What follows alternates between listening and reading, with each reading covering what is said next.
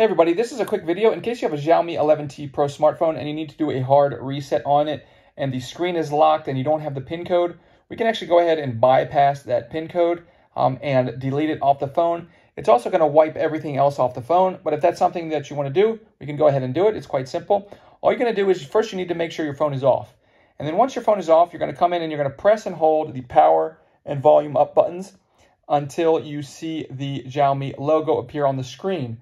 Once the logo appears on the screen, you can let go of the buttons and let it boot up into this menu here. And then on this menu here, you can't touch the screen. You'll need to actually just toggle down with the volume, toggle down to the wipe data option, and then you're gonna select, then hit the power button to select it. And once you hit the power button to select it, then it's going to take you to the next screen where basically you're going to confirm that you want to do that. You're going to wipe all data. You're going to confirm it, and then all the data will be wiped. You can turn off your phone and turn it back on, and it will turn on like when it came out of the box.